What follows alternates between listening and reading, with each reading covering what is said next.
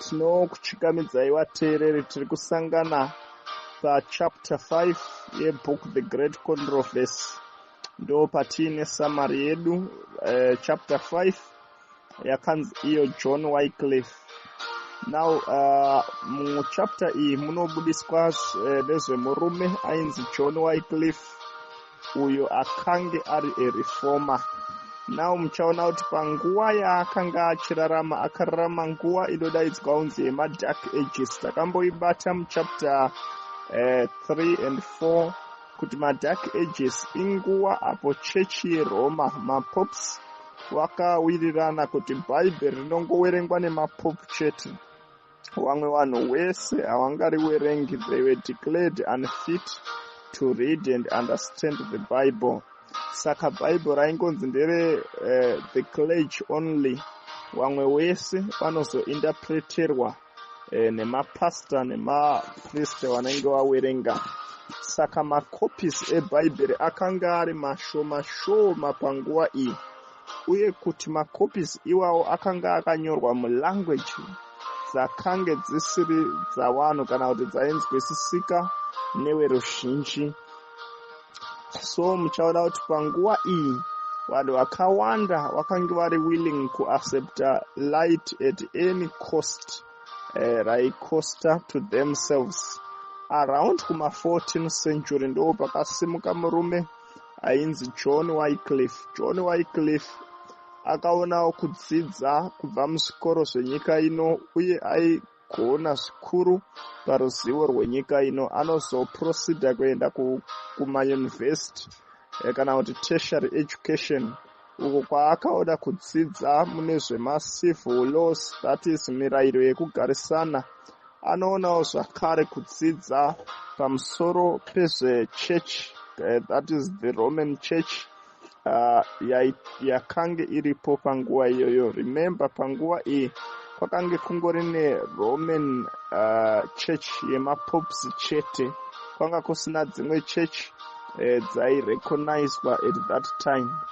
Anoona futi kudzidza kuphilosophy, izvo zvakazoita kuti ave munhu aibudirira kwazvo pazvidzidzo zvake. Now ari payunivhesiti apa ndo paanozoonawo access yeBhayibheri. So anoona access yekuverenga Bhayibheri, saka anozoverenga. Ndo paakatanga kudzidza kuti chechi yeRoma nemapapa nemaprista yakange iine mhosvo dzakawanda dzayakanga iri kuita. So anozoona izvi Wycliffe anotanga kustada against mirayiro iri muBhayibheri, against mirayiro yenyika and so forth. John Wycliffe akange ari munyika yeEngland kana kuti kuBritain, ndo kwaaioparetera. So mushure mekunge adzidza zvakanyanya, anozotanga iye kukonfranda mapriest, achivaudza kuti imimi maprista makabvisira Bhayibheri kuvanhu. Zvanga zvakanyanya kunaka ndezvekuti Bhayibheri muridzosere kuvanhu. Uyewo zvakare kuti John Wycliffe akabva aita chaplain wamambo wekuEngland, akange aripo panguva idzodzo. Now chimiro chakange chiri panguva iyoyo ndechekuti the Pope kuRome akange ari kukurudzira, anonzi akasenda, akatumira vanhu vaipema vari munyika yeEngland. So vaipema ava maprista ake nemapasta ake, vaitora mari dzavanhu vachipema. They were mabeggars munzvimbo dzakasiyana siyana. Zvakazoguma kuti vakange vakuona kuti basa rekupema iri riri kuvapa mari zhinji. So vakazotanga kuita tsika yekutengesa macertificates atinoti aya maindulgence atakataura muchidzidzo chanezuro, kuti itsamba dzinoratidza kuti munhu aregererwa chitema.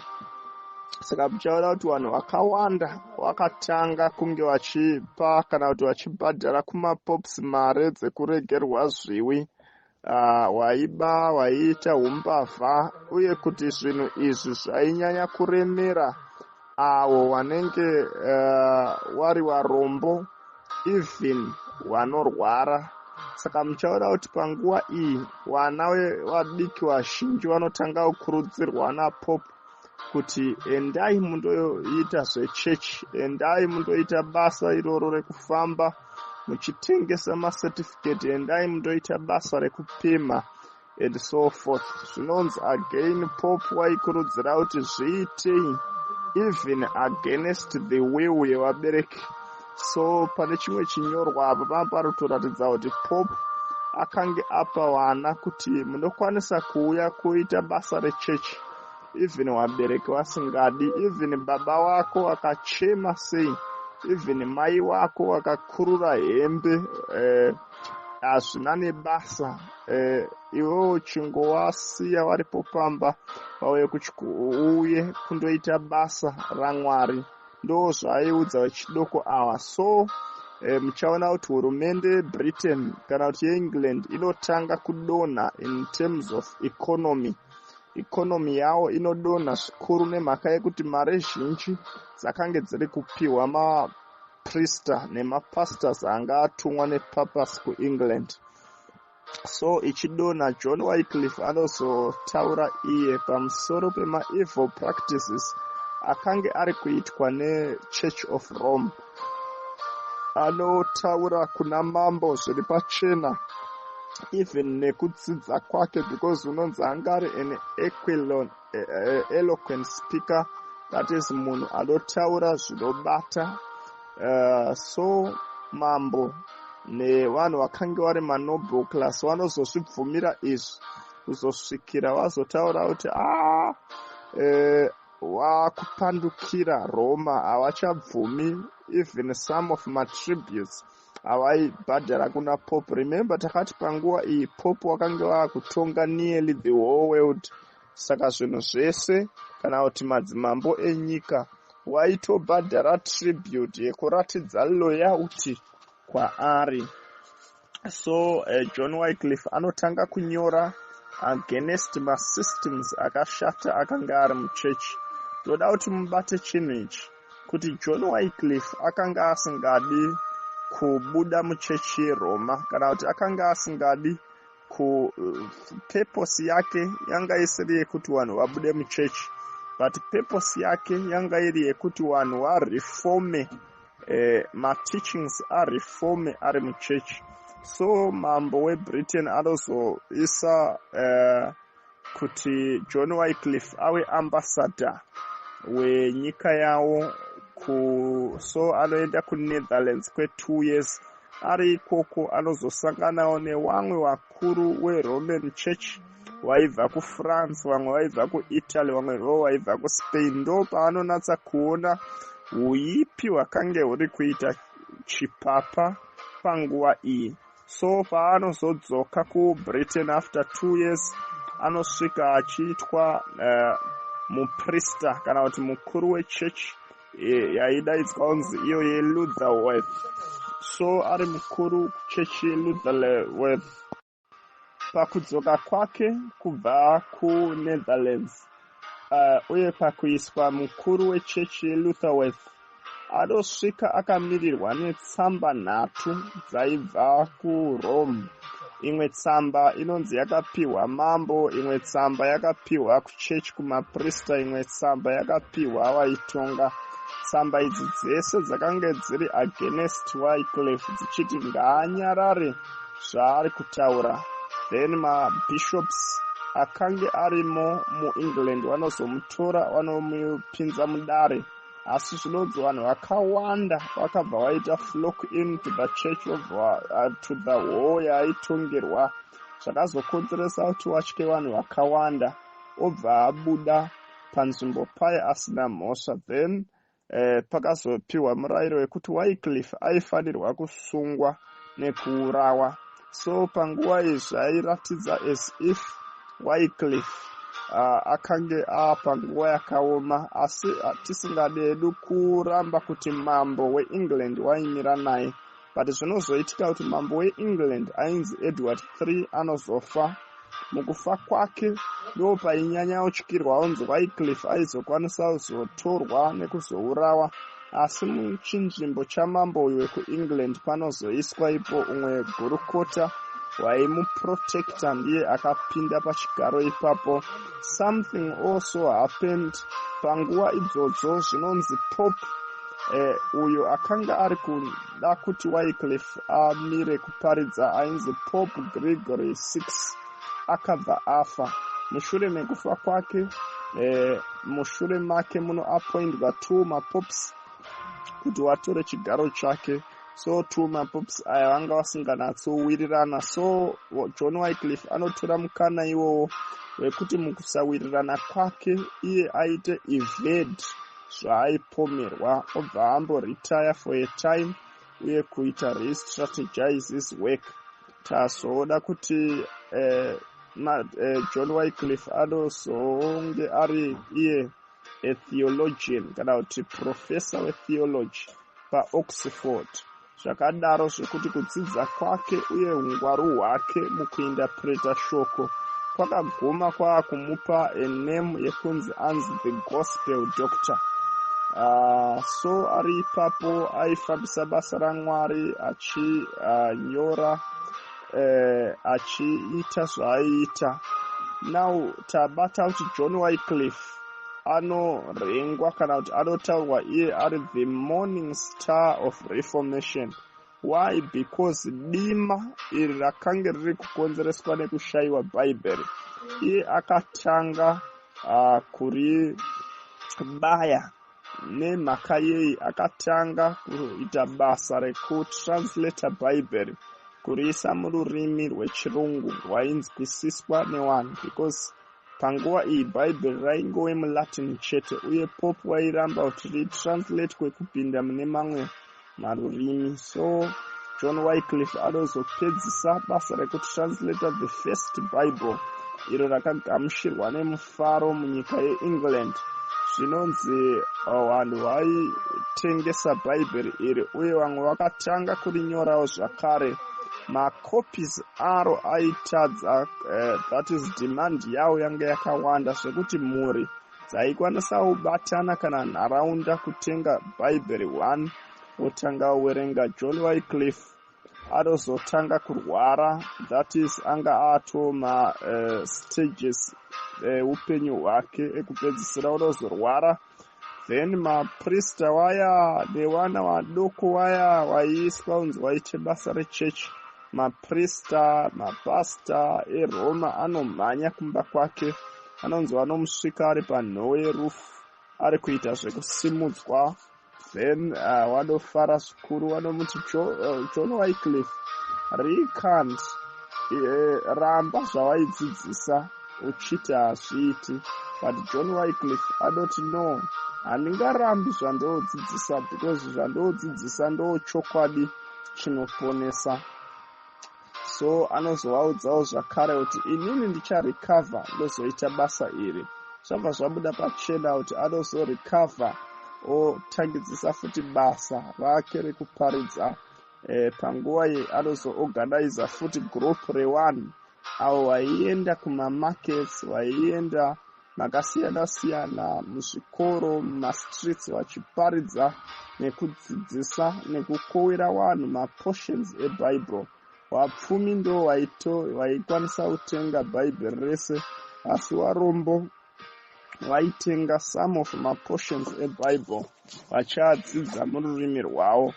Zvinozodaro kuti John Wycliffe Pope again vanozoda kuti atongwe. So muchaona kuti anozopinda matrial katatu, that is mukutongwa kwatatu. But pane pandada paanozopedzisira pekuti the Church of Rome yakazoona support yamambo wainzi Richard II wekuEngland anga ari mudoko, yekuti John Wycliffe zvinyorwa zvake zviparadzwe. In fact zvinotonemwa kunzi zvanga zviine heresy. So mapopes anorekomenda kuti zvidzidzo zvake zviparadzwe. John Wycliffe nekungwara kwaakanga apiwa naMwari anochema nyaya yake because yanga yatambwa nedare rechechi. So anoendesa kudare renyika. Kudare renyika anopa umboo hwakazara hwairatidza kuti kutranslata kwaakanga aita bhaibheri uye basa rake rekuparidza rakanga risina mhosva pamberi pemunhu. So zvinonzi ndafarira munyori ati mapoints aibudiswa naJohn Wycliffe, they were like an arrow in the hands of the Lord's quiver to pierce the hearts evaimupomera. So wese vanozoguma vaoda kuti Wycliffe akasimba uye mapoints ake akasimba, saka dare iri rinozopera wese wakundwa. Anozovaudza kuti imi muri kurwa neinini kana kuti muri kurwa zvenyu neguva, because old men. Asi chokwadi ndechekuti inimi you are fighting the truth. So mune imwe tsamba anozoitwa futi further kuzi unofanirwa kuenda kuRome, but nemhaka yeeji anozonyora tsamba yaanotaurira Pope pachena kuti imimi Pope nevamwe wese maprista muri kuti muri kuteedzera Kristu, but zvamuri kuita zvinoramba. Muri kutora pfuma muchipfuma, muri kubira vanhu mare muchiudza vanhu kuti munoregerera zviwi. Izvozvo zvese zvamuri kuita hamusi kuteedza Kristu zvachose. Anozopedzisira tsamba yake achiti ndiri kunamata kuna Mwari kuti Mwari amutse mwoyo wenyu. Imimi Pope wacho aitaura wainzi Eben 6 kuti mushanduke musiye tsika idzi dzamuri kuita. Then Wycliffe anozofa zvinonzi 40 years mushure mekunge afa, pane musangano mukuru wakazoitwa neChurch of Rome. Vanozobvumirana kuti Wycliffe mabhonzo ake ngaafukunurwe apiswe, because vakanga vasina kunatsazoziva kuti afirepi location. So vaingomutsvaga for all this time. So vanozonzwa kuti akafa ari apo, vanouya ofukunura mabhonzo ake otongerwa rufu nekupiswa. Anozopiswa mabhonzo ake oiswa murwisi nonzi rwakatransporta mvura rukaendesa kunyanza doko, nyanza doko yozoendesa kunyanza huru. Zvinonzi kufamba kwemadota iwawo yaive mbeu kana kuti zvaiita as if kuspreada kwereformation to all the lands kwaitongwa nemapapa vateere vaJohn Wycliffe vainzi maWycliffes kana maLollards. Vanozoti Wycliffe afa vanobatana vanotanga kuparidza at one time. Zvinonzi wakatendeusa vanhu vakawanda, including mukadzi wamambo akatendeuka weBritain panguva iyi. So vanozofamba, they carried forward the work yakanga yatangwa naJohn Wycliffe. Vanofamba vachiparidza vachiita macrusade. Asi zvinonzi Pope panguva iyi wakabva influenza vanhu mambo wekuEngland. So mambo wekuEngland vanozopasa death sentence yekugura musoro. So vateveri vaJohn Wycliffe vanotsvakwa pabudiswa pfungwa yekunzi wakavhimwa nechechi, vachitsvagwa everywhere kwavari, vachiurawa, vamwe vachiiswa mumajeri, vamwe vachibatwa, vachiitwa matocha akasiyana siyana, vachiurawa. But chinokosha ndechekuti basa rakaitwa naJohn Wycliffe rekubaya dima nekutranslata Bible rakanga riri kurambidzwa. Iye akamira semusambangwena kuridzosera munyika yake yeBritain. Kwakavhura way yekuti mamwe mareformers ese azoone base. So basa rake rakange rakakosha zvikuru. Mukupedzisa chidzidzo ichi, I want to give this charge nhasi kuvafundisi kuti ngatiitei basa raMwari nemazvo. Tisaite sevafundisi weRoma ava panguva idzi avo vaitengesa vhangeri raMwari nemhaka yekuda mare. Also tinokurudzira wese vanoteerera kuti tibatire moto wevhangeri wakatangwa naJohn Wycliffe. Reformation haisati yapera. Reformation inofanirwa kuitwa even mudzimba dzenyu, even kumabasa kwenyu, bhaibheri kuvanhu wese. Ngatiritsvage richaonekwa. Ndaitaura noumwe ndichiti chipo chikuru chaungatengera munhu hadzisi hembe nekuti dzinotsakara, haisi motokari because inofamba inopera, asi chipo chikuru chaungatengera munhu ibhaibheri, nekuti ndo shoko raMwari rinogara nekusingaperi. Zvimwe zvandadzidza pamusoro paJohn Wycliffe ndezvekuti ngatiitei basa raMwari nekutendeka. Mwari wanotimiririra. He believed God was his protector, mukosi yezvinhu zvese zvaakaita. Saka naizvozvo Mwari wakange wachimuchengetedza mubasa iri. Pane chimbo chinoimbwa chinonzi ngatibate basa rake tichiti rinozopera. Ngatishumaire rudo rwaMwari. Ndizvo Jesu anouya kutora vanhu wake. Mazita anodaidzwa tiripo. Pfungwa yandiri kungoda ndeyekuti tinofanirwawo zvakare kuita basa rekuparidzira vanhu rudo rwake, nekuti neumwe musi basa iri richasvika pakupera tikawana mukana wekunamata Baba wekudenga naKristu Jesu. Tinokutendai nechapter 5 yatiudza kubayiwa kwedima rechipapa naJohn Wycliffe pakutranslata bhaibheri. Tinokumbirawo Mwari dima riri mukati medu muribaye pakuwerengwa, uye kuti mutiisirewo mwoyo nepfungwa dzekufarira shoko renyu, kuriwerenga, kurinzwisisa nekuita zvarinoreva. Tanamata nekutenda muzita raJesu. Amen.